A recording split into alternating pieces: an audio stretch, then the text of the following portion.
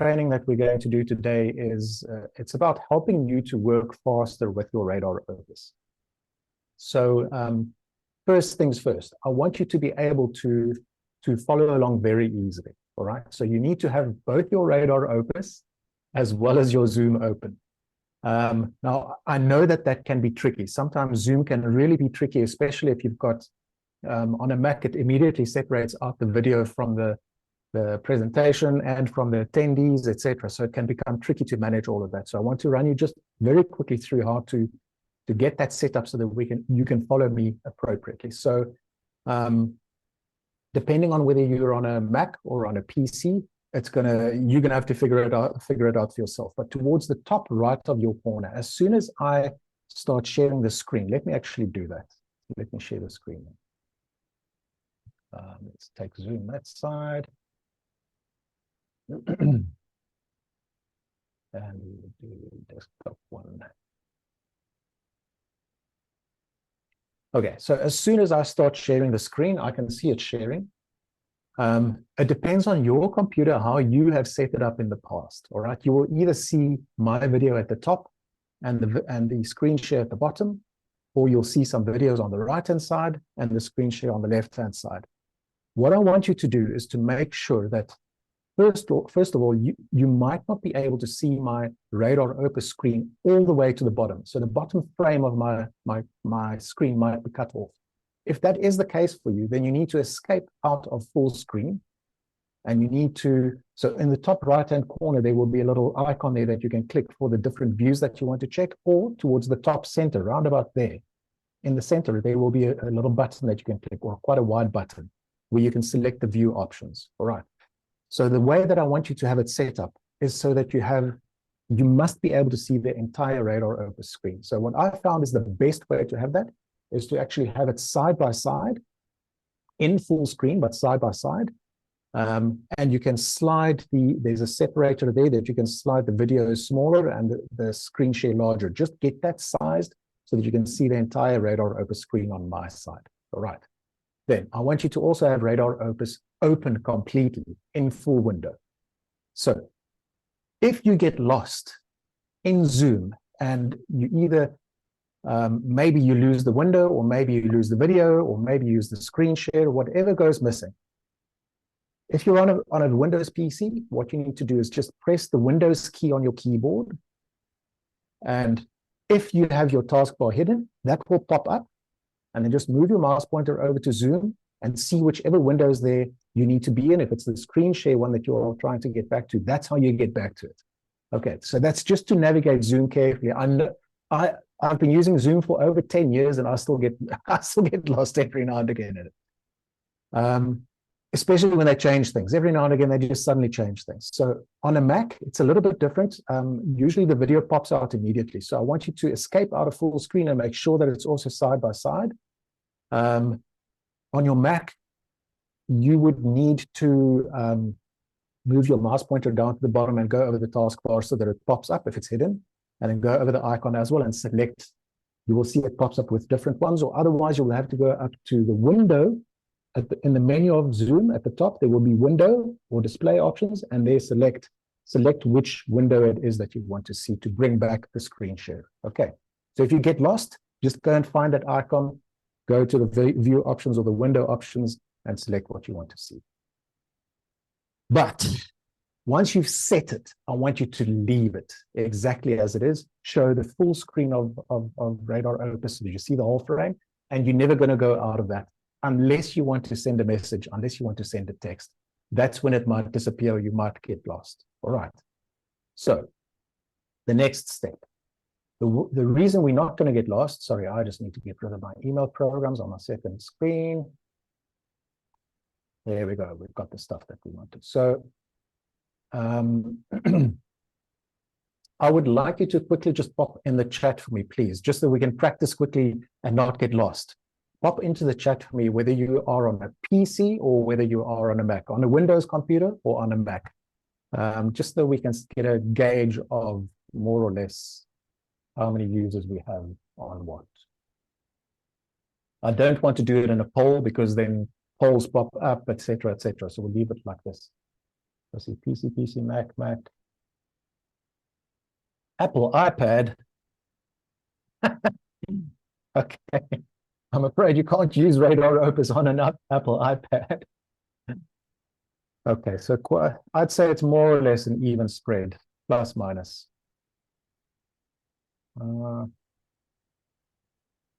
Yes, it is being recorded. Quite a couple of people asked whether it will be recorded. Yes, it is being recorded. And someone has answered already. Okay, fantastic. So I'd say it's more or less an even spread between them. That's great. So I will be starting off on PC, and then I will switch over to my Mac, simply because I need to show you some things on the computer, on the Windows PC first, and then we'll show you how you do that on the Mac, so that you can navigate the programs easily. All right. So with that said, we've already covered one thing that I've already indicated that can help you to work a heck of a lot easier. If you have two screens, it's highly advisable to use RadarOpus on one screen and use, for example, now Zoom on the other screen. But even when you work with patients, it's really a huge benefit for you if you keep things on two screens, so that you can hide one thing very easily without, if you need to work in something but you need to hide something else, that's a very easy way to do that. So that's tip number one. If you are able to invest in a good second screen. For the Mac people, I know many people prefer to work on their MacBooks and they love their MacBooks. I'm a Mac person. I never thought I would be, but in 2012, when I got my first iPhone, it took me about 6 months and I realized I will never go back to PC permanently. I will be a Mac user forever. I still have my PC, I'll still use it, but the Mac is where I focus. So for the Mac people, the new MacBooks come with only USB-C ports. It's absolutely worth it to invest in a USB-C desk, a USB-C monitor. Try to find one. The one that I found was a Dell, which has a whole lot of ports into an adapter that you plug into the monitor itself, like you would with a normal iMac, where you have lots of inputs into them. It's the same on this desk, on this monitor. It's a Dell monitor, and it's amazing. You plug your mouse into it, an extra keyboard, etc., etc. It really, really, really is worth it to free up those USB-C ports on your machine, so that you don't have 30 different. I know it's not 30, but you get the drift. You know what it's like on a MacBook. You need lots of USB-C adapters to be able to do things. So a monitor like that is a very, very good investment. That gets me to tip number 2. If you're working on either a MacBook or MacBook Pro or on a Windows laptop, it's absolutely worth it to get an external keyboard. Obviously, on a Mac, you get a little Bluetooth one like that. But even if you're working on a Mac, I'm going to suggest that you take a look at something like this. All right. This is a gaming keyboard, but the reason I have it is because it has programmable buttons on the left. You can see there by my thumb, they call them G buttons. You can program things onto those buttons so that you can do a whole sequence of clicks and keyboard processes with the press of one button on the keyboard. Okay, it's very, very valuable, not only for RadarOpus, but for other stuff as well. But in RadarOpus, it's a really, really nifty thing to do. Alternatively, even though I'm going to be telling you very shortly that you want to use the mouse as little as possible, it's also advisable to invest in a good mouse, which has some additional buttons on there. Just make sure that you can see them.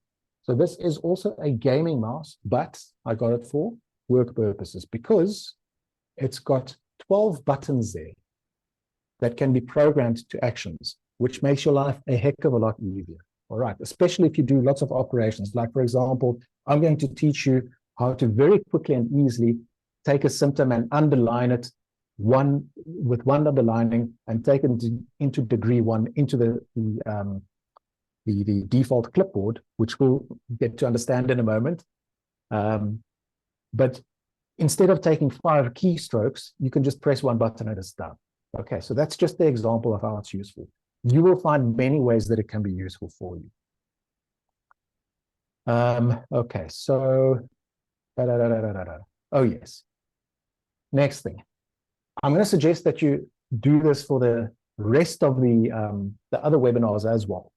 The reality is you do not actually need to see my face, and I don't need to see your faces. So I would advise that you actually turn the video stream off. So you show, I'm going to turn my video off shortly, all right, because you don't have to see me. You need to see the RadarOpus screen, but it will still show in the Zoom screen. So you can just say hide non-video participants, and it will move all of them away. And Akash, I would suggest that you do the same as well to take your video away, just so that we don't have any interference and people can actually stay focused on the screen. All right. Other points I wanted to check quickly, just make sure. That's all. Okay, so everyone should have the RadarOpus open already. If you're a brand, I'm going to do this as if everyone on the webinar are brand new RadarOpus users and they've never used anything whatsoever in RadarOpus. If this does not cover you, all right, if you have already been using RadarOpus for a long time and the stuff is too basic for you, I'm sorry, maybe you can stay or maybe not stay, it's up to you. But I'm going to try and keep it as simple as possible, and I'll go slowly so that everyone can follow exactly. There's not a lot of things to cover. It's the basic stuff that will help you to work faster. Okay. So all of that said, I am going to switch to sharing my PC screen quickly. My Windows computer, let's share that one. And there we go. All right, so I will stop the video as well. Here we go. Now we should be good to go. Let's just see quickly. There were. I'm afraid I don't know if there would be any translation for Spanish. I'm sorry, Juan.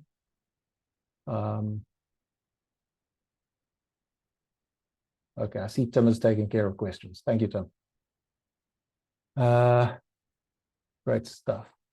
So, the very first keyboard shortcut that I'm going to teach you is going to be on the Windows computer. It also is similar on the Mac computer, but we'll start with the Windows because it's going to make more sense if I do that and then change over to the Mac. So the first thing, and I learned this, I started using RadarOpus in the mid-90s as a student, when my mom got the dealership for South Africa. And then, of course, I used it as a student intermittently, not really knowing what I'm doing, okay, just learning stuff. But then my mom took me to a dealer meeting in Belgium, and that was an eye-opener for me, not only in terms of what RadarOpus was actually capable of, but learning how to use it quickly, as well as how to use a computer more efficiently. The then American dealer had some very nice tips, which I still apply today in the basic way of using my computer. Doesn't matter whether I'm on a Mac or on the PC. Unfortunately, I come across people almost on a daily basis when they ask for radar tips, who do not know these basic tips that can help you to move around quickly and efficiently between programs and in RadarOpus and in other programs as well. Okay, so I'm going to cover that because it's going to be of benefit for everyone. And if it's too basic for you, I'm sorry. It's part of life. So the first tip, when you have more than one program open, and you're going to have RadarOpus open and you're going to have Zoom open, all right? So the way that you switch between them on a Windows PC is with Alt and Tab, okay? As you see what's happening there, when I press the keyboard, the Alt key on the keyboard, and I keep it in, and then I use Tab to switch between open programs. That's how you do it. You let go of the Alt button, it will go to the program that is open. Let's go there, RadarOpus dealers. We go back to the RadarOpus. So that's how you're going to switch between your Zoom screen where you're watching me doing whatever I'm doing and your own program if you are only on one screen. If you're on two screens, no problem. You're already sorted. Okay. On a Mac, those keys are Command and Tab. All right, we'll look at it shortly on the Mac because there are some other things as well. Then, on a PC, there's a basic thing. I know Carl Heinz is saying, yes, he thought it would be for power users. That's fine. If it's too basic, then you can go. It's fine. My experience is that many people who have been using computers for a very, very long time still do not know these basic things. Okay. So on a PC, on a Windows PC, my use of computers is I use the mouse as little as possible. I prefer to use the keyboard as much as possible. If you can go very quickly with a keyboard, you are able to eliminate many things with the mouse that wastes time. Okay, so on a Windows PC, if you look very carefully at the menu at the top, you will see that there are some underlined letters. Those underlined letters allow you to access the menu very quickly by pressing the Alt key and pressing that underlined letter. Okay, so press an Alt key and T for take, it expands that menu.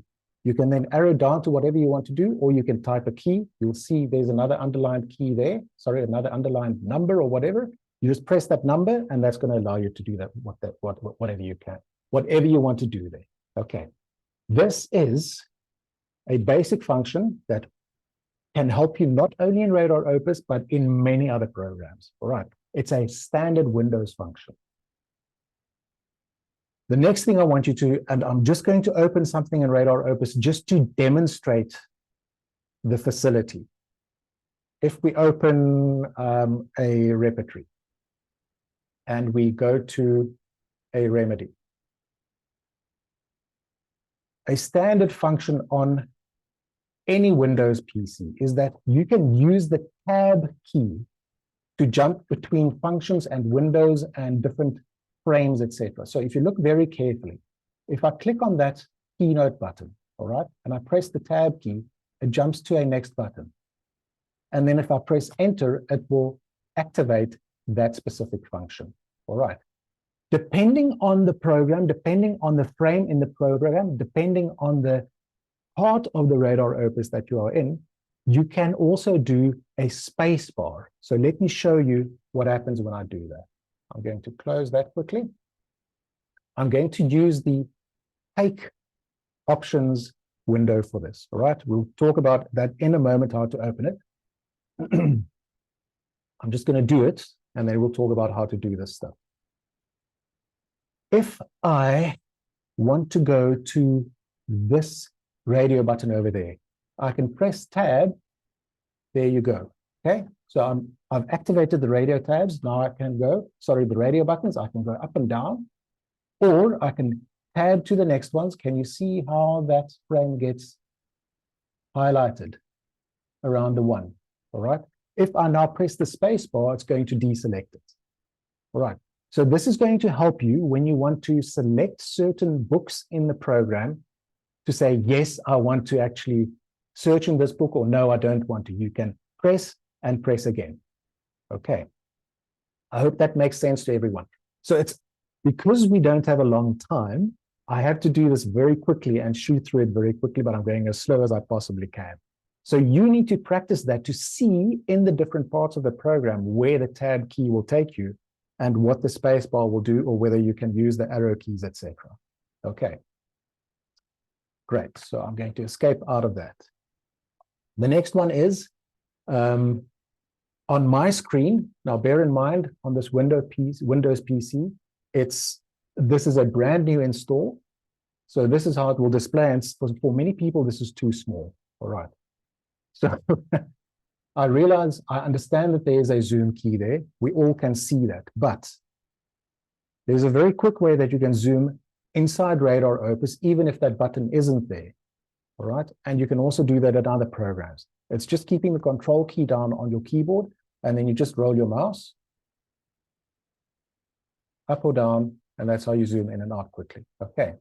Then you don't have to click, click, click, click, click, click, click, click, click, or click, oh no, that's too much now, I've got to click on the other button.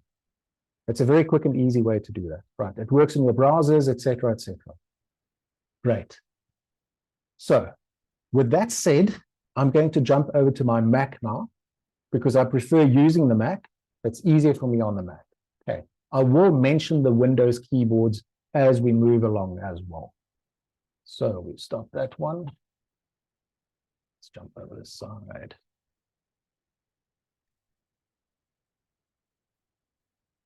Opa.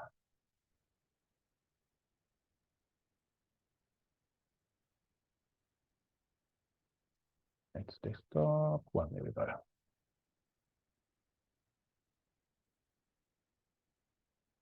Okay, good stuff.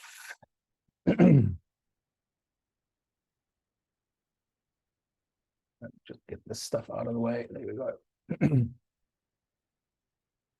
See, there's the thing with Zoom. It's tricky to get the stuff where you can have them in the places where they don't interfere with your screens, etc. Well, it's handy to have two monitors. Okay, so I use the Mac preferentially, like I said. So there are a couple of things that operate a little bit differently on the Mac compared to Windows. When you do Alt-Tab on Windows, it's Command and Tab on a Mac.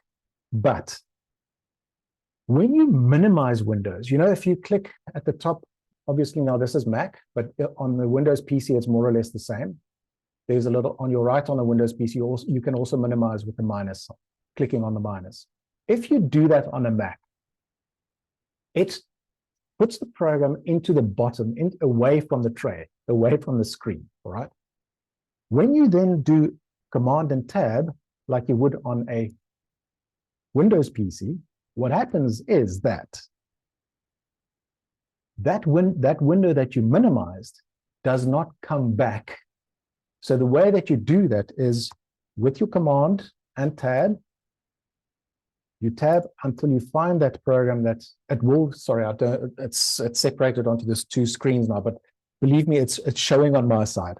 You would keep the Command key down like you would with the Alt and Tab. Press Tab, Tab, Tab until you are surround or until that program is highlighted. Then you press the Alt key and you press Enter, and it will bring that program up. Okay, it's just a little tip. Very few people know about this one. It's a lifesaver because it's very frustrating when you Command and Tab and the program is missing. Okay, just put it in the back of your head. Command Tab, Alt and Enter with Command depressed. Okay, all of that said, when you use your RadarOpus, if you want to work with speed, a good practice is to not actually have more than one program open. At the most, 2 programs. Some people like to take notes about their patient on the keyboard in a separate program, all right? My advice, if you are doing that, is to not use Word, Microsoft Word, or any other big word processing program, because those programs suck your RAM. They take processing power away from RadarOpus, which is itself very, very intensive in power consumption. So, not power consumption, processor consumption. So my advice is rather use Notepad on your PC or use the text app on your Mac. They don't use a lot of power. They do the same thing that your word processor does. You can copy and paste into RadarOpus very easily. It uses a lot less processing power. Okay. If we're going to cover a lot of shortcuts very shortly, some hotkeys in RadarOpus, but there are 2 places that you can find, for example, these Alt-Tab key shortcuts, etc., that I told you about. There are places that you can find them very, very easily to help you tremendously to work with shortcut keys that can almost eliminate the mouse completely. I'm going to put those shortcuts for you, or those links for you into the chat at the end of the webinar. I don't want you to go there now. Okay. So Tim, please remind me that I need to put them in there. I've put a note in my notes to do as well, but just remind me. And then bookmark those, because I still go back every now and again because I forget a very simple shortcut to do things. So the first one that we're going to use on Radar is to open your program very, very quickly. All right. You can do it without the mouse. On your Windows PC, how you would do that is you press your Windows key on the keyboard, and then you just type RAD, which should pop up RadarOpus, and you press enter. So this is what it's going to look like, similar on a Mac, all right? On a Mac, for those of you who don't know, you can use Command and the space bar, which brings up the Spotlight search, which is the same as using the Windows key on a Windows PC, and you just type RAD, it pops up, you press enter, and it's going to launch your program, all right? You don't need to search, where's my mouse pointer? It's on the other screen. Where's the icon, etc. It's a waste of time. Just do that. I'll repeat again, Command and space, and type RAD, RAD, and enter, all right? And then you wait for your program to open, etc. Done and dusted.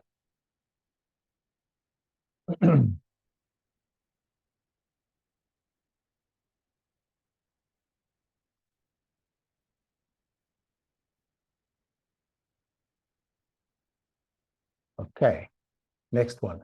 I'm allowing just a moment or two for people to do this stuff and see what happens. By the way, there is a shortcut in RadarOpus which can cause issues for you, okay?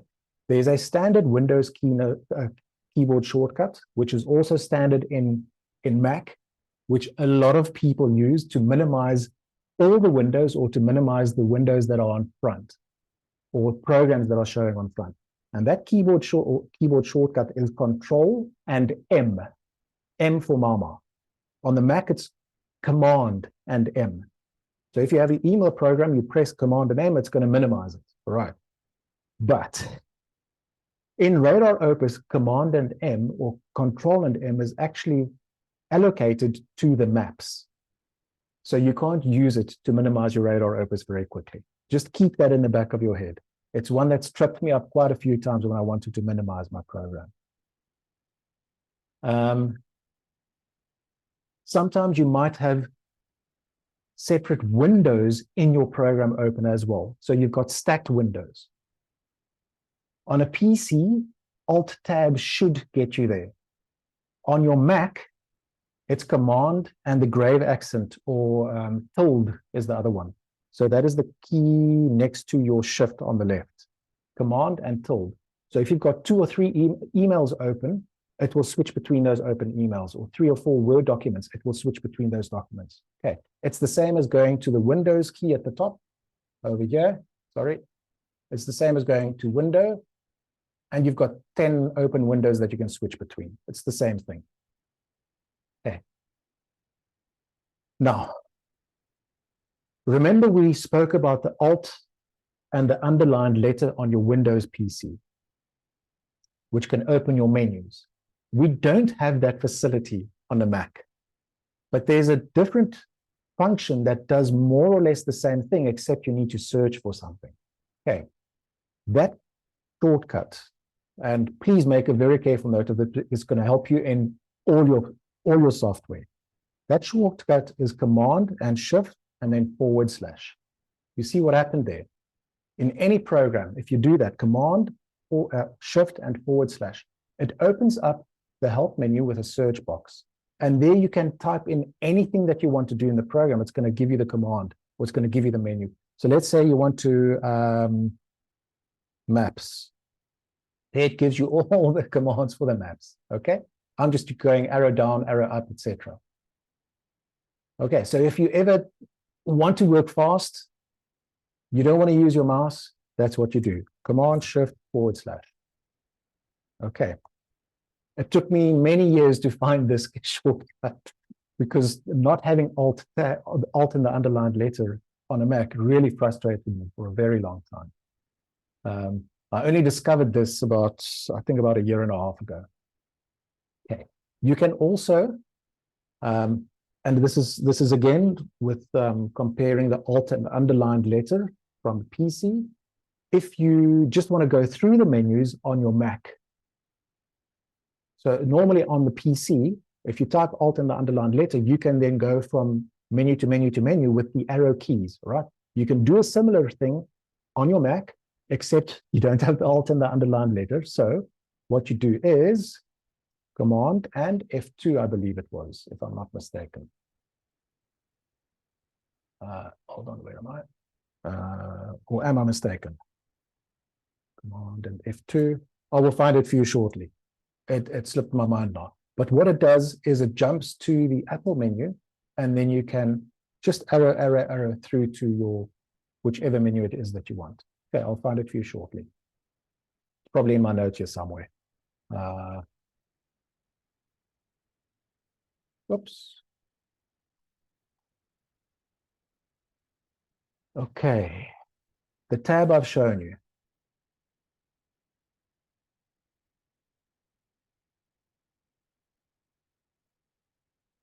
Okay, so we're going to do some RadarOpus things quickly to work very, very fast. Okay. For those people who are already RadarOpus users, this might just be a revision. Even I've seen people who use RadarOpus for a very, very long time, and they've forgotten about these things.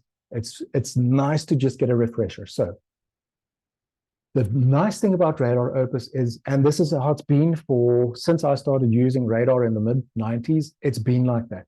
If the window is open in front of you, you do not need to click anything.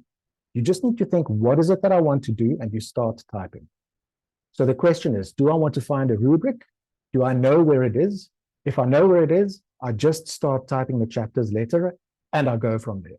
If I don't know where it is, I don't need to click on anything to open a search facility. I don't need to click on a search button. I don't need to click in there. I don't need to click there. I don't need to click there. All right. I don't need to do any of those things. All I need to do is I type a question mark, because that's what I'm doing. I'm asking the program a question.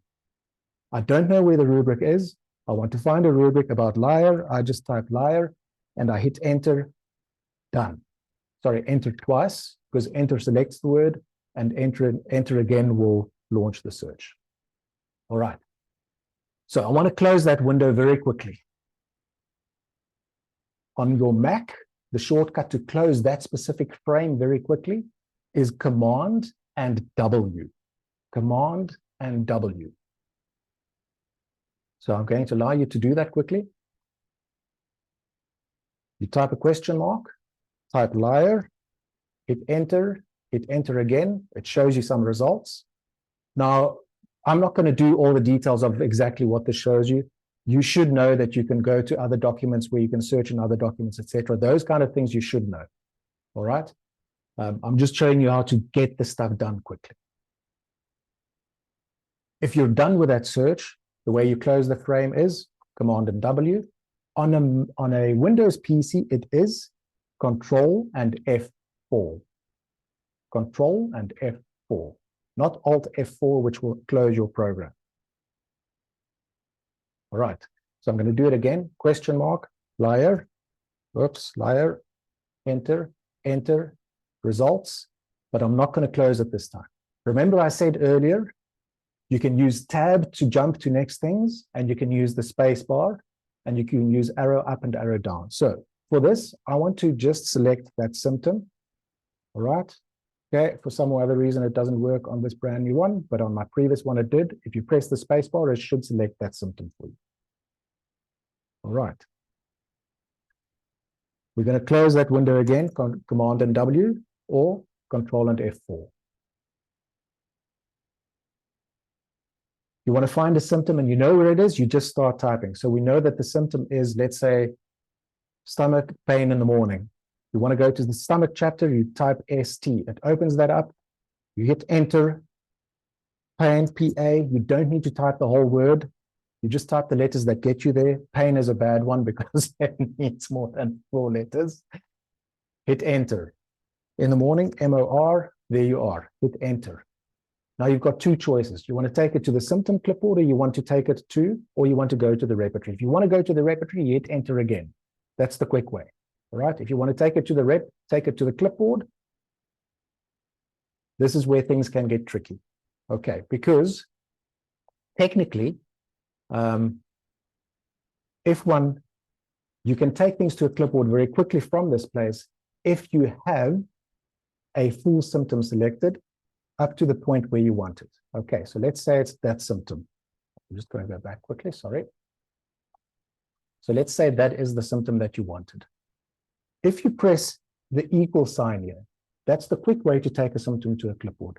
The equal sign is also a plus. So plus means it adds it to the clipboard, but it does it without any specifications. It doesn't tell you how strong. You can't say how strong the symptom is. You can't say whether you want to have certain remedies excluded, certain degrees excluded. You can't say whether you want to take it to a specific clipboard, etc.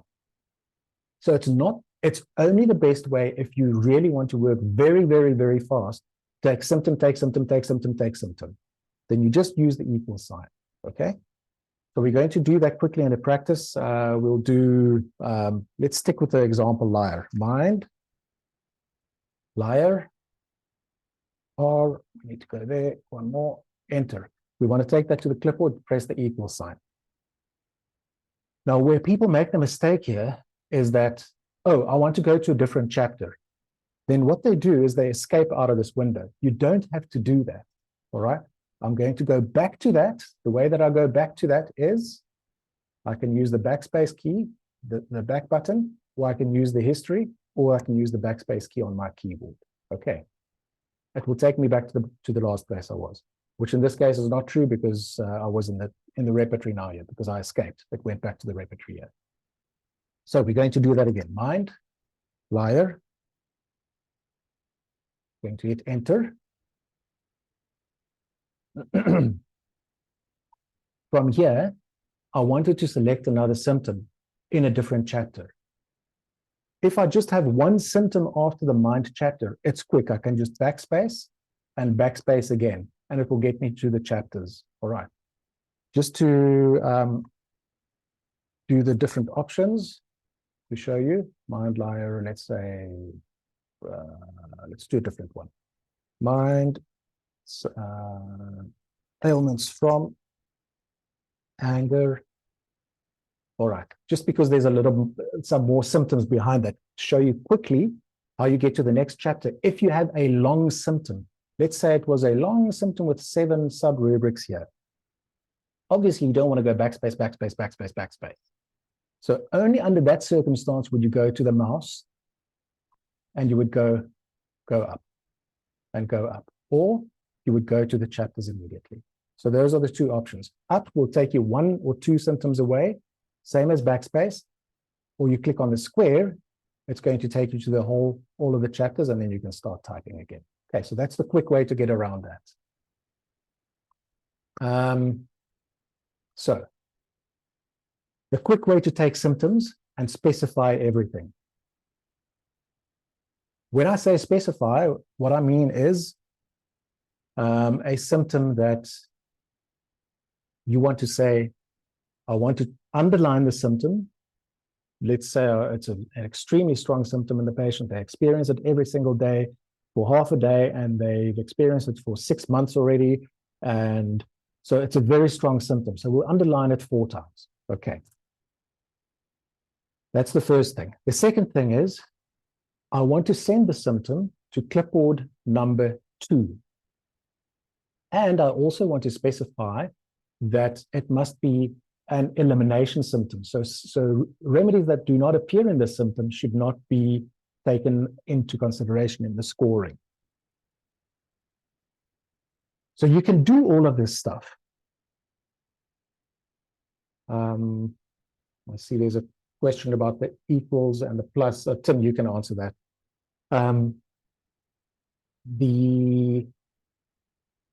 Do I need to just take a couple of seconds to allow people to do what they would do, what I did now, or can I carry on?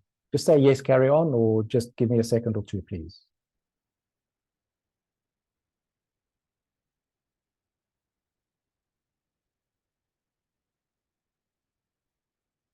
Okay, I'm going to assume that we can carry on.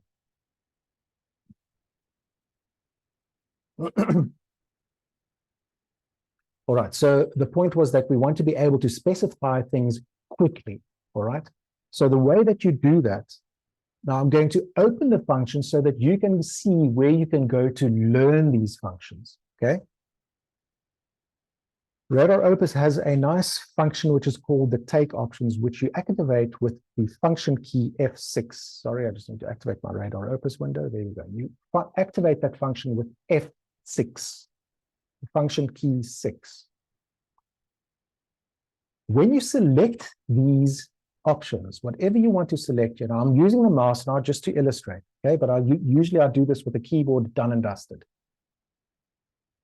A normal rubric, you're going to check to see what happens in this quick command window to learn how to use these things, to use them quickly. If you increase the degree or the intensity of the rubric, nothing happens, all right? And I'll show you shortly how you fix that. If you change it from a normal rubric to elimination, you use an exclamation sign to indicate that you want to use it as an eliminative rubric. If you want to exclude the remedies from that symptom, from the analysis, you use the minus sign. If you want to make it a causative, it's a hash, all right? Causative, unless you're using the Vitulkas expert system, causative is only going to be for you to see in your analysis, oh, okay, I specified that as a causation. Only VES actually considers it in terms of affecting the analysis, all right? If you want to only consider remedies with a degree, then you unselect whatever you want to, and that is what happens at the top. An asterisk followed by the degree of the remedies that you want to include is how you specify that. Okay, so take a look again. You can do this in your own time. Normal doesn't do anything. Let's just put everything back to the way it should be. Elimination is exclamation. Excluding is a minus. Causation is a hash. All right.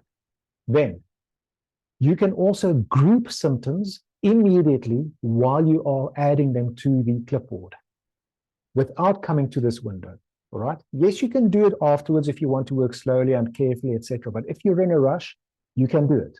You simply type a letter, A, B, C, D, E, or whatever you want to do. Then you can group the symptoms together like that. All right. So everything that you specified with an A will belong to group A.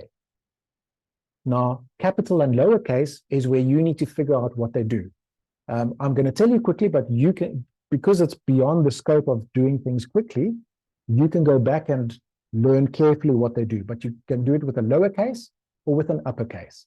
Lowercase will add the rubric to a group with all the remedies, and the uppercase will make it like an elimination. Okay, you can go back and think through it for yourself. All of these can be specified with keyboard shortcuts, all of these functions. Okay, now it's impossible to learn all of them. Just learn the basic ones. The basic ones are, I might want to eliminate, I might want to exclude. Causation is just for academic purposes if you're not using VES.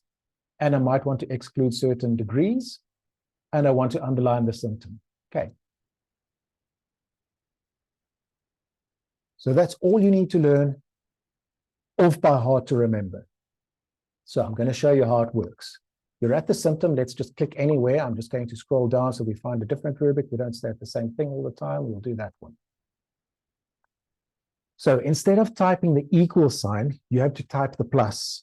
All right, plus is shift and the equal button. Now, on some keyboards, this might be in reverse. All right, there was a person earlier that said when they type equal, they get a plus. So you just need to figure out your own keyboard how it works. Some keyboards are a little bit different. The plus sign opens up the quick command window, which is actually just the minimized options window, take options window. All right. I want to underline it twice. Now remember, in the full options, if I changed something there, nothing happened. All right, so I'm going to show you how you do that. So you type the underlining first, let's say 3. Then I want to take it to clipboard number 4. I want to specify it as elimination. and I only want degree 3, 3 and 4. All right. Everybody take a quick look there. The first one is underlined 3 times. The greater than, or the like an arrow saying I'm taking it to clipboard number 4. The exclamation to say it's elimination.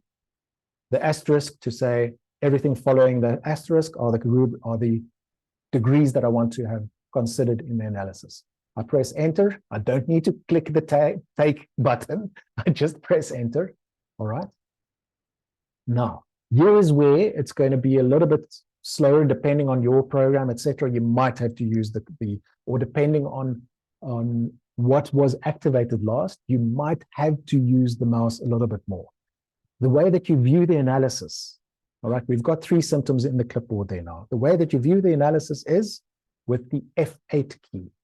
F8 will give you the analysis, done and dusted. You will see in the clipboard that the symptom that we had with those specifications has changed in color. So green means that it's an elimination symptom. There it shows me, I gave it 3 underlinings, and it only considered rubrics 3 or degrees 3 and 4. Okay. If we change that now, I'm going to do it just so that you can see what happens in terms of the analysis. Unfortunately for this, you have to use the mouse, all right? So to change the intensity or to change the qualification, simply make it a normal rubric, boom, everything's back. What you can change without the mouse here is the underlining. If you just click on the symptom that you want and just press a number for 1, you see that it's now changed to 1 underlining. But the symptom has to be selected, okay? Back to 3, there we go. All right, is everybody with me?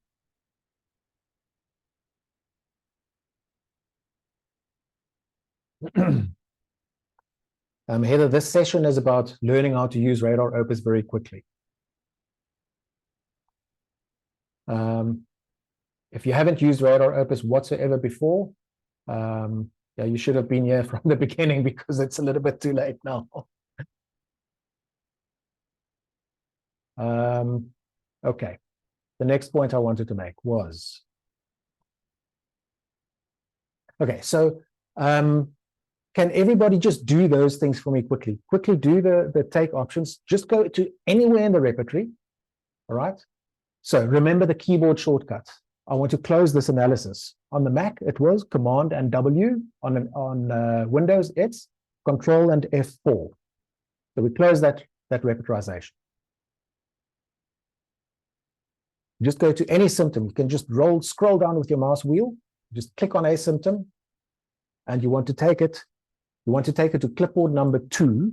You want to give it 3 underlinings. So we're going to go Shift plus. We want to do 2 underlinings. We want to take it to clipboard number 3, or whatever you want to. We want to make it elimination, and we want to include we want to include degrees 2, 3, and 4. 2, 3, and 4. Oops, what am I doing? Okay. Just practice that quickly so that you get it under the knee. I'm going to give you 20 seconds to do that while I take a sip of water.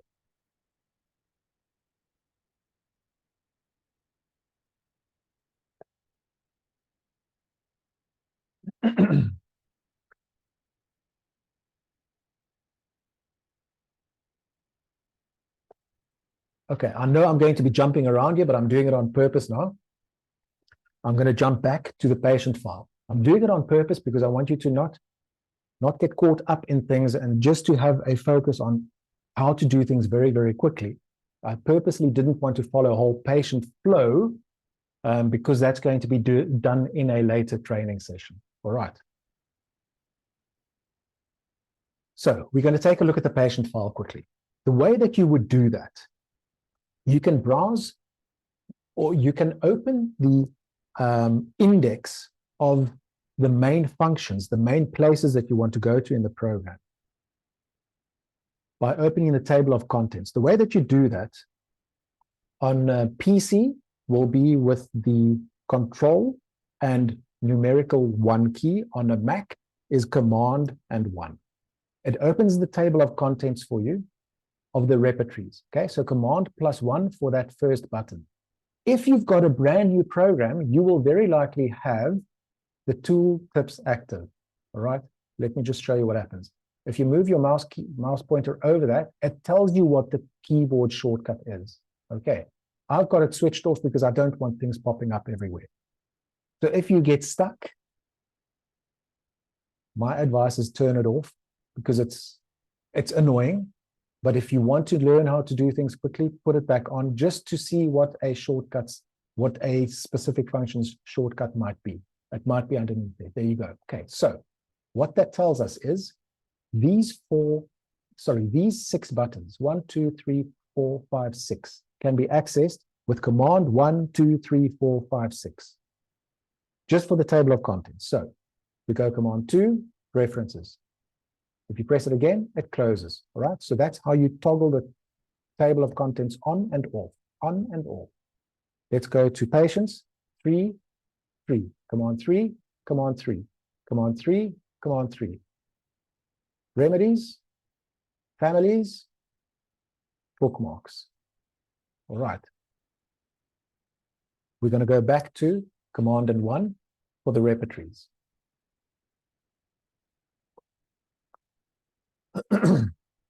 We wanted to go to the patient file quickly because I wanted to show you some of the stuff that I spoke about earlier, the tabbing into different separate fields, etc., etc. I wanted to show you that. So the patient files you actually access with Command and 3.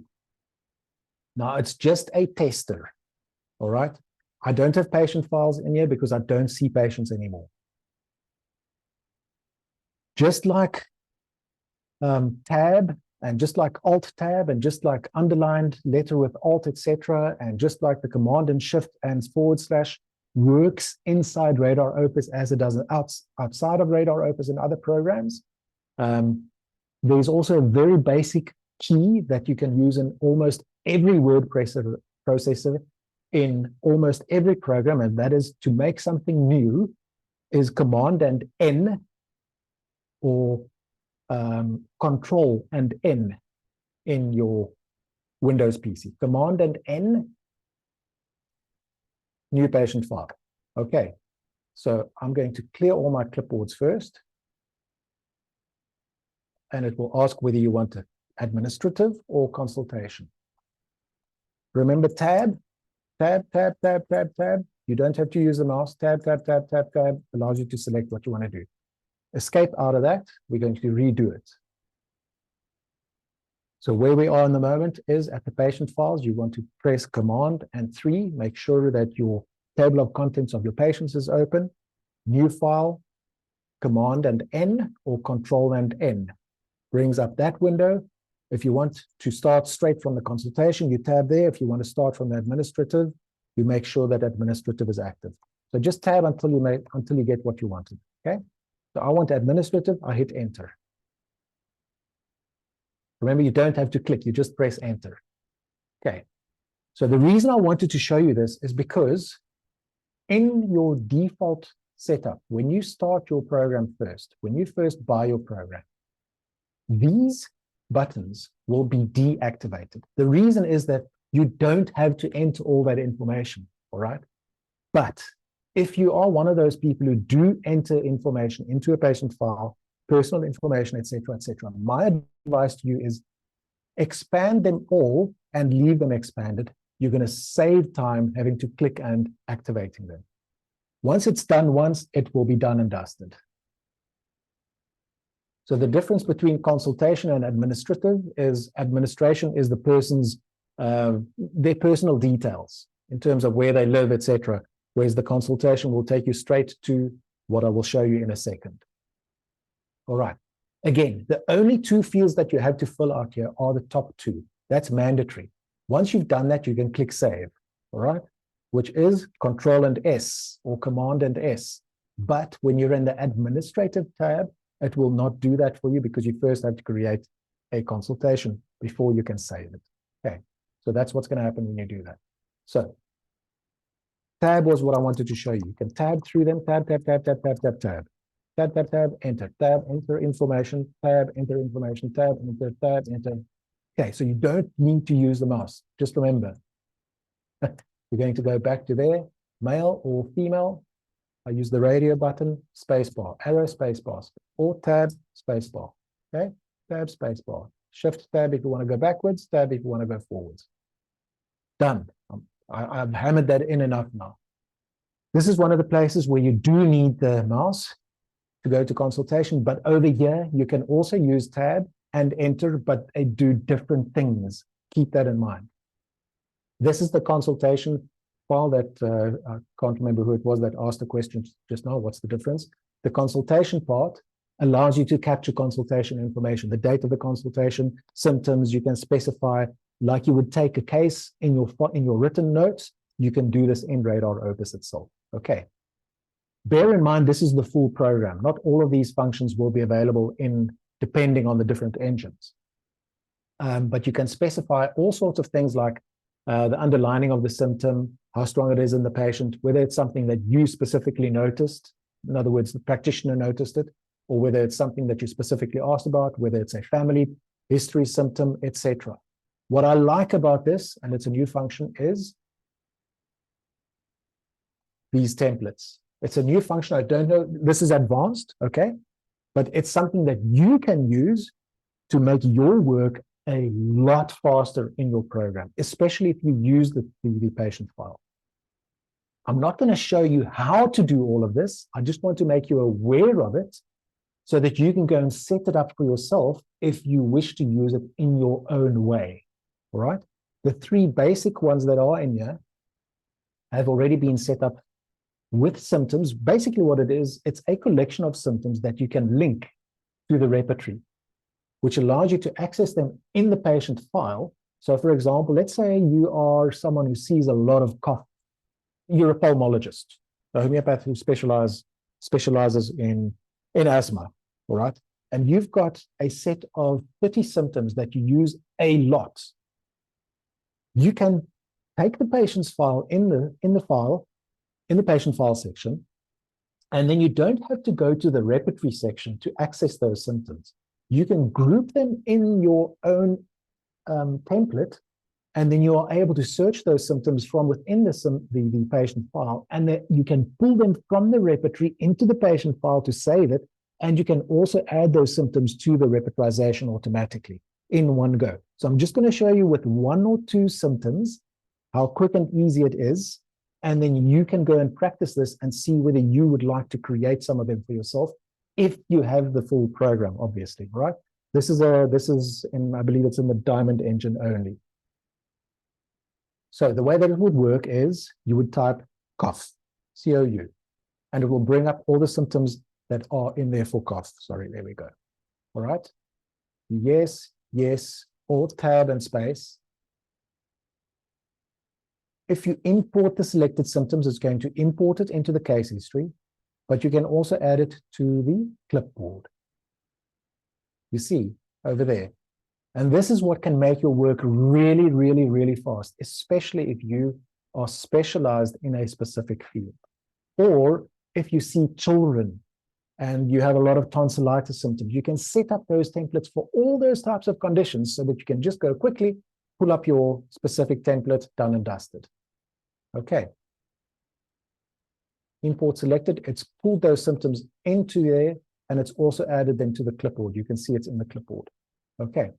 So this is how you can really, really, really quickly make your work a lot faster. Is anyone not clear about that? Do I need to explain any further about that, or is everyone clear about that? Just a quick yes will be fantastic. Da-da-da-da-da. Okay. Clear. Fantastic. Okay. Yeah, the main thing I wanted to show you was that you can use the tab in that specific facility as well, in the patient file. Okay, so remember again, Command Yes, I know, it is quite wow. It's a big time saver. Once one gets your head around the power of it, it's a real time saver. But you will have to do the work to get the stuff in there based on what your requirements are, because the three anamneses are just, those are standard things that are in there. Okay, it's just to show you the power of it, really. Now remember, sorry, we close the template window. On the Mac, let's see quickly. Okay, so we go back to the patient file. All right, we're in the patient file. The quickest way to access that is to click this button over here. Pre-classical anamnesis. There we go. Got it? Irina, just let me know if you got it. Great, thank you. Okay. Remember, I said earlier, if you want to close a frame, it's Control and F4, or on a Mac, Command and W. So I want you to actually before that, sometimes one wants to jump between these different places. You want to go from the repertorization to the repertory to the patient file very quickly. There's another keyboard shortcut that you can jump between those three tabs, like you can do in a internet browser. You know, internet browser also has tabs. Normally on an internet browser, to do that, you would use on the PC, you would use the Command key on your keyboard and Tab. On a Mac, this keyboard shortcut works with Command and Tab. Oops, sorry. Control and Tab. Sorry. Where am I now? Sorry. The point that I wanted to make is that this keyboard shortcut is not active in Radar to use that way, all right? It's a different keyboard shortcut. The way that you do that is, remember, to activate the table of contents was Command and 1 or Control and 1. Command and 1 on the Mac, Control and 1 on the PC. Okay, so just do that. That opens the table of contents for the repertory, Command and 1. We close it with Command and 1 again. If I want to jump to the repertories over here, this tab, I want to jump over there without using my mouse. The way that I do that is with the Alt key and number 1. So we stick with the number 1, but you just use Alt. Okay, so Alt number 2 will jump me to the references if I had references open. Alt number 3 will jump me to the patient file. Okay, I don't have references open, so let's do that. We're going to open the table of contents for references with Command and 2. Repeat again, Command and 2 or Control and 2 on the PC.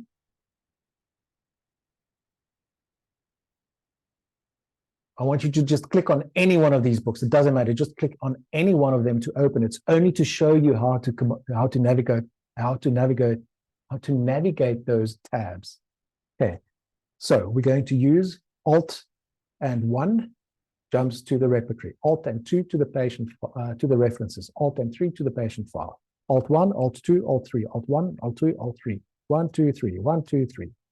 Okay, so that's how you very quickly can navigate, even though the Control and Tab keys don't work like they normally do to go between tabs. Okay.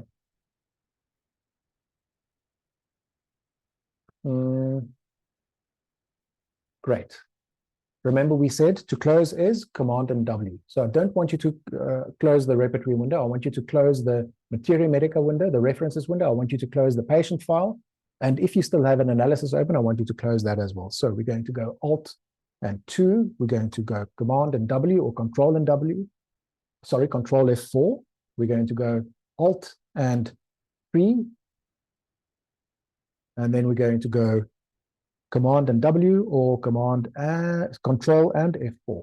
Closed. We're only sitting with the repertory window now. All right.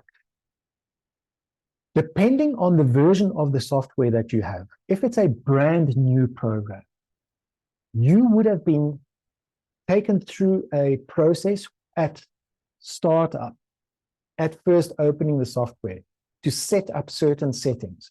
Some people just skip through those things.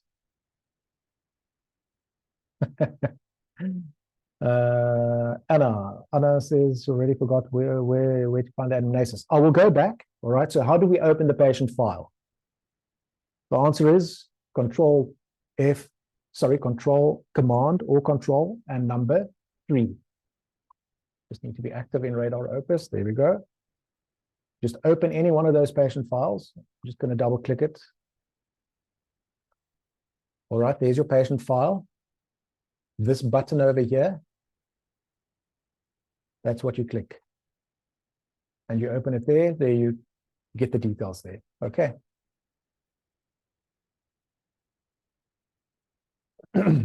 So Command and W or Control and F4 to close it.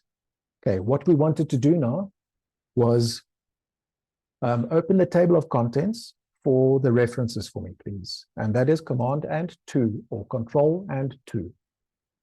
So when you first start your RadarOpus program, like I said, some of the parameters you would be able to set some of the parameters as default options for you. Included in there are keynotes that you can open for your favorites and some references, etc. Some people skip through that and they don't set them up, all right? So I want to show you why it's important to do that. If you buy a large package like what I have here, the reality is no one, absolutely no one who practices and uses the program in practice on a daily basis has the need for all of these books to go through every single time, all right? The reality is that every homeopath has their favorite repertory, or maybe 1 or 2 or 3 favorite repertories, 1 or 2 or 3 favorite materia medicas, and maybe some additional things that they like to read. So that is why the favorites option is there. What the favorites do is that it allows you to group things at the top so that you can access them quickly and easily. All right. So I'm just going to show you very quickly. All you do is you just right-click on one of the titles in the table of contents, and the last option there is add this title to my favorites. There it is at the favorites now. So then you can very quickly and easily get there. So if you need to find a book in that list, in this table of contents, which you don't use regularly, but you just want to go and read it, or you want to go and read a remedy in it, etc. For whatever the option might be, and the same applies to the repertories as well. I'm just going to show you. There's a big list of repertories, all right? There's a big list of references. You might have a big list of patients. There's a big list of remedies, and there's a big list of families. So how do you get to that specific book that you want to find very quickly? The answer is you just start typing. Okay. Now, I want you to just take a step back and remember that if you are in the repertory window meaning this thing, and this window is active, you can just start typing and it will bring up that box. All right. Sometimes, and it's especially the first time that people start using the table of the contents, all right, you activate it the first time and you start typing and nothing happens. That is because if you looked very carefully, you would have seen that the cursor was live in this little top search box here. All right. So once again, you just start typing, but you need to be aware of what frame or what program or what function in the program is active. So if you have opened the table of contents, the cursor will immediately be active in that window. You don't need to click there. Okay, so you just start typing the volume that you're looking for, let's say just Vermeulen for argument's sake. And then you can click on that book to open it if you want to read in it. Or if you want to add it to your favorite, you just right-click and add it to your favorite. So you can do that that exercise very quickly. Just search for a couple of books quickly and just add to your favorites. To reset that search, you just click those arrows there. That'll reset it. Okay, so that's how you can quickly add books. I didn't get how to add to favorites. Okay, I'll do that again. So we're going to go from scratch, Command and 2 or Control and 2 to take away the table of contents, and we activate the table of contents again. The cursor is flashing in that search box already, so I don't need to click anywhere. I'm just using my mouse to show you, all right? Just type VERM. And then you right-click on whatever volume it is. Let's use a different one. Let's SPA, sorry, SPA. Sparta Homeopathic Research. Right-click, add this title to my favorites. Okay, reset with that button, and there you go. Sparta has been added somewhere. Okay, all right. The reset.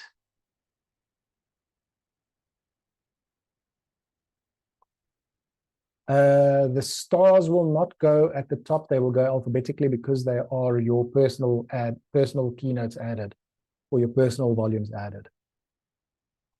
They usually go alphabetically, if I'm not mistaken. Or you add them to your favorites, sorry. As you can see in the, sorry, let me just see who it was that asked that question. Where was that now? Yes, you just go to your volume that is your favorite. Sorry, the volume that you started. Sorry, the personal volume that you created is the one that has the stars, okay? That asterisk. You right-click on it and make it a favorite, then it will go to the top. Right-click, add to the favorites. Okay, there it's added to the favorites. Take away from the favorites, let me just do that, remove it from the favorites, it's gone. So it will now be down here, there it is. Okay? Did that answer the question?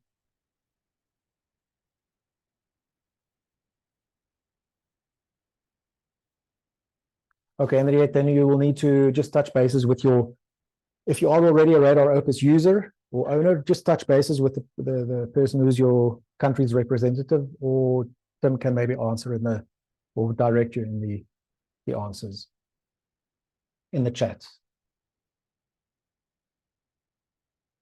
Let me just pull my notes up again so that I can get to the next one that I wanted to go through quickly. Yeah, favorites. So this applies to your repertories. Okay, you can make a repertory favorites. You can see all of those are your favorites, and you can do it for the materia medicas. The same thing that applied in the repertory window when you can just start typing. Remember, I said you don't have to do a search. You can just start typing. If you know where to go, mind chapter, you just start typing. The same thing applies to the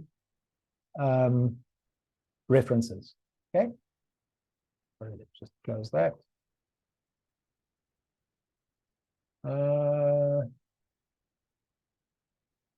There's some bug that's causing me to open materia medica to open a patient file. Let me just see quickly what's going on.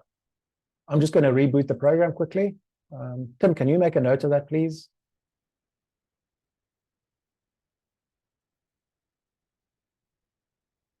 I'll just reboot my program quickly. Just to show you that I'm not talking nonsense, this is how I start my RadarOpus. You can see there's no icon there, okay? It's not even on my toolbar here. I don't have a RadarOpus icon anywhere. I started with Command and Spacebar, brings up the spotlight, RadarOpus, open the program. That's how I do it.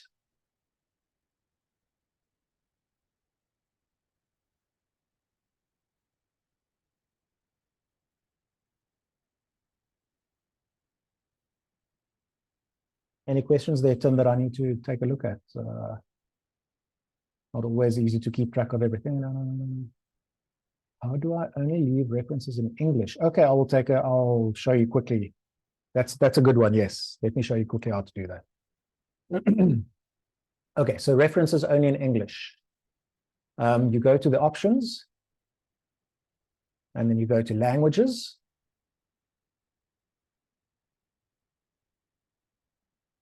okay? And you unselect what you don't want. So you can select all or deselect all and just select the one that you want to use. Okay. In the repertories menu, you can yes, that's correct. You can uncheck. Yeah, Nakash answered it. Yeah, and this sort of leads me into a little tip that I want you to do. Just keep in mind also, in the situation, it's also wise to sometimes think in reverse. What I mean by that is that let's say you had, let's say there are 30 languages here, all right, and you want 25 of them selected. Instead of going and checking 25 of them, rather just deselect all, select all, and then unselect the ones that you don't want. It's quicker than selecting 25. Okay, just deselect 5. So the same thing applies when you have many symptoms in your clipboard.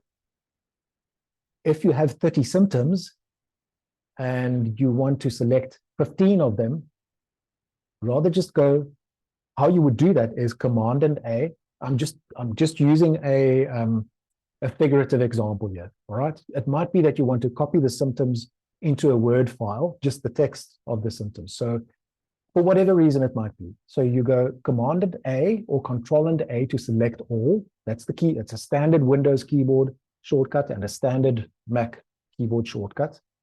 It works in many different programs. Command and A or Control and A. Then unselect the 5 that you don't want. Instead of going click, click, click, click, click, click, click, click, click 15 times, you just go and click, click, click 5 times. Yeah, I hope that makes sense.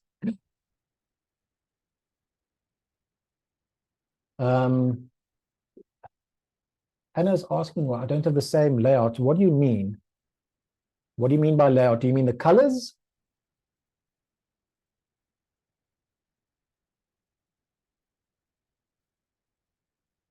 Ah, okay. Yes, and the signs. So I mean, I assume that you mean the icons. All right. So these are options. You would go to Preferences. On a Windows PC, it would be Tools, Options. On a Mac, it's Preferences. So I'll just show you quickly on the Mac. It's RadarOpus, Preferences. On a PC, it will be Tools and Options or something like that. I can't remember exactly. Tim, if I'm wrong, just correct me in the chat there, please. But Preferences, it will bring up the interface, sorry, the main options, and you can select the skin over here, okay? Classic, that's what it will look like. Default, forest, or mountain. I just like forest. Actually, the best one for presentation is actually the default. The colors are the best. Okay.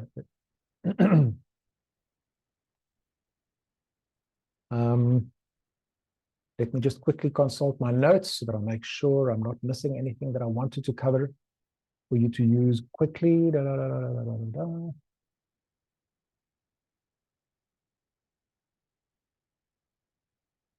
Those are the main things. Those really are the main things.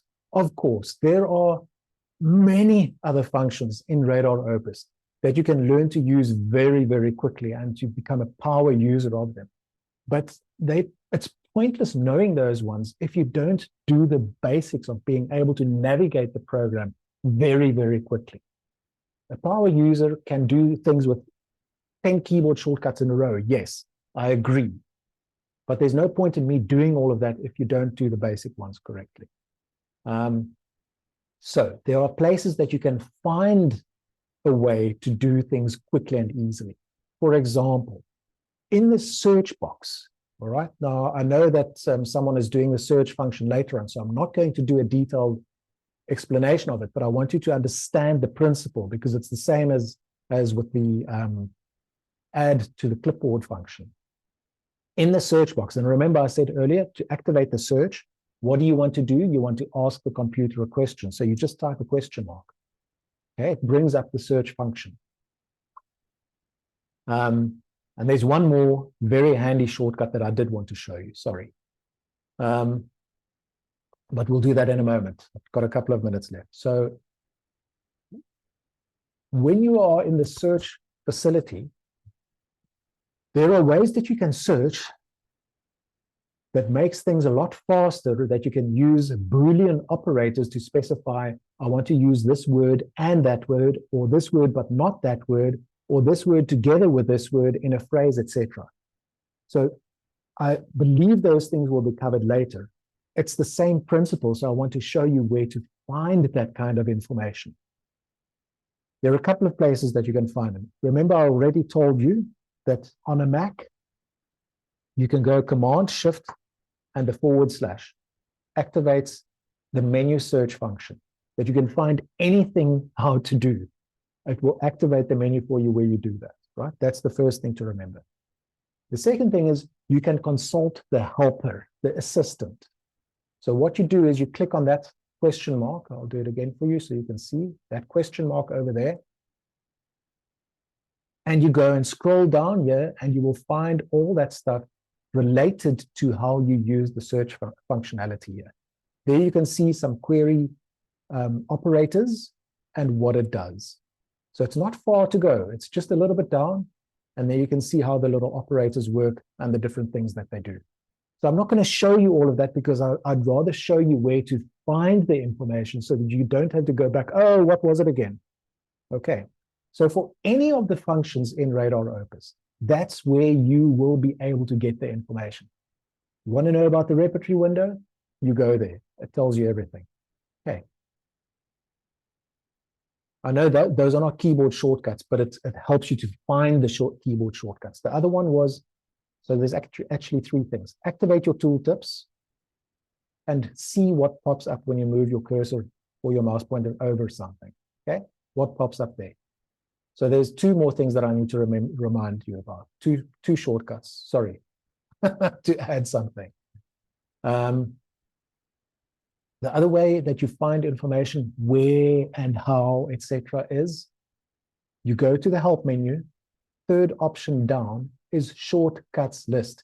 It opens up a PDF file and you can go through some of the shortcuts. This is not everything, okay? Obviously, some of the stuff that I showed you is not in here, but this is a nice helper file to be able to get to stuff very quickly, okay?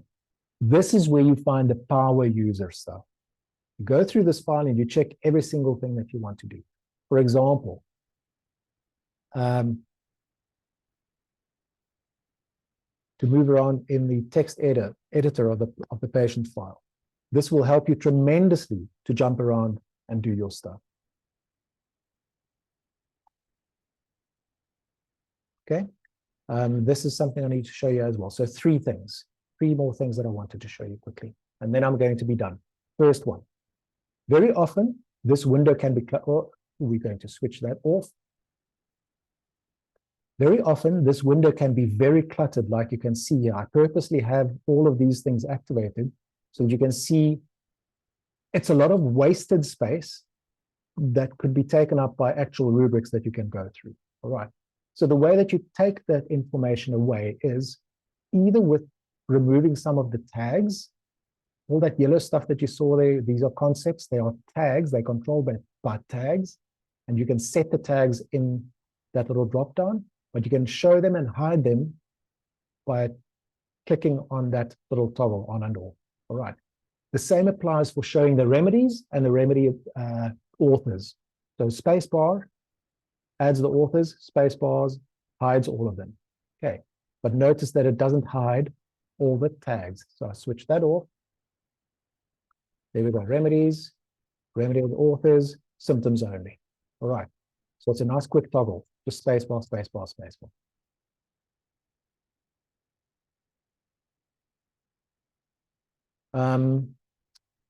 The other one that I wanted to quickly remind you of is something that I completely forgot about. And when I rediscovered it, it was, oh my goodness, how could I forget this one? So I want you to open just the table of contents for repertories.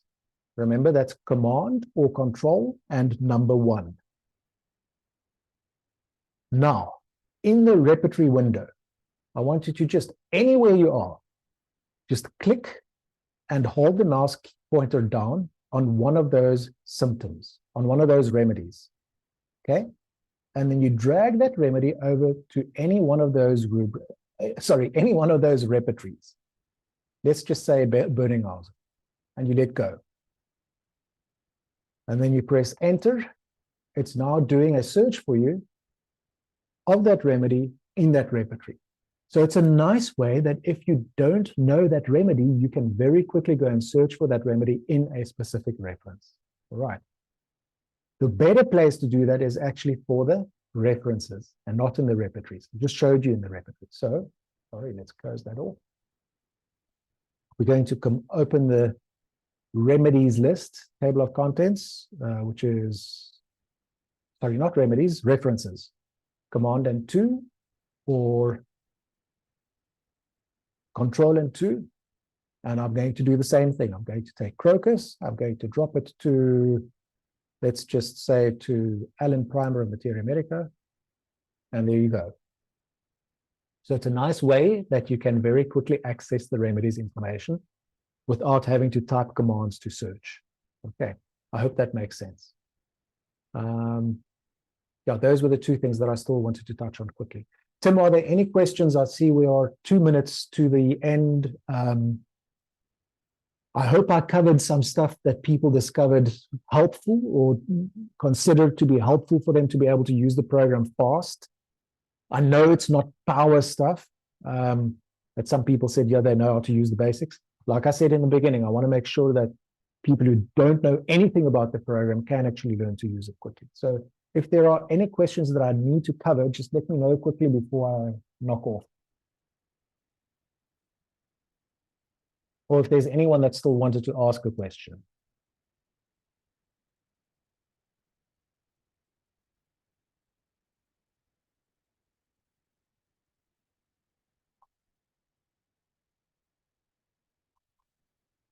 I'm going to give it 20 seconds and then I'm going to knock off.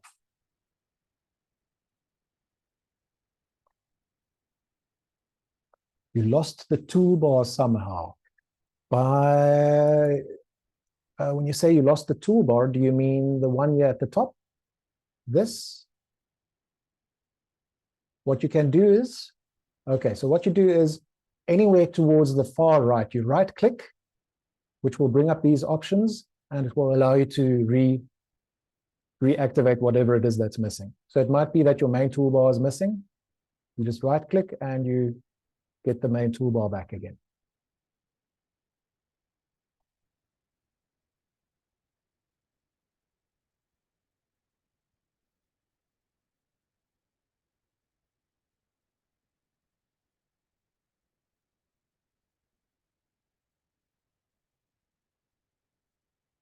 Sorry, Orion, Sid?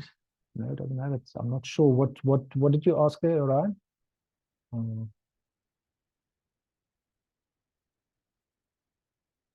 I'm not sure what Orion or Orion is asking about the toolbar. You might have dragged, it might be that you maybe dragged your clipboards toolbar somewhere, or I don't know. You might need to reach out to support to help you there. It's difficult over a webinar to try and figure out what it is that's wrong there. Sorry. But that is normally how you would do it. You would right click and say, add that, or etc.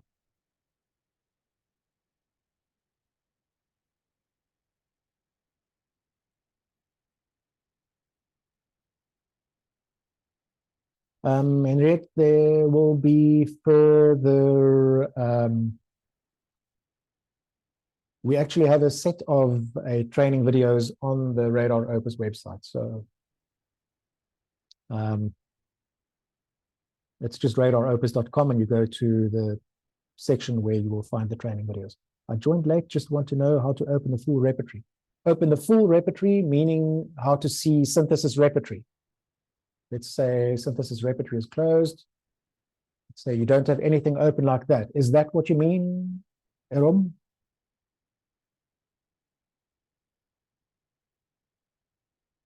Okay, so first of all, you use the keyboard shortcut Command or Control and the number 1, which will open the table of contents. All right. Then you type which repertory it is that you're looking for. Let's say you're looking for, scroyance, okay, Adonis. So you type SCH, and then you go and click on the repertory that you want to open. So there's Adonis, you click on it, and it will open on your right-hand side. It just takes a moment to load. Okay. Guys, that's it. We've done 2 minutes of questions. I thank you all for your kind attention, and thank you for the kind comments that it was helpful. Check out the RadarOpus Academy on the website. The session is recorded, as Nakasha said in the chat, so it will be available. The training videos are in the RadarOpus Academy, and I'm going to knock off. That is my story, and I will stick to it. Thank you very much, everyone. Enjoy the rest of the trainings.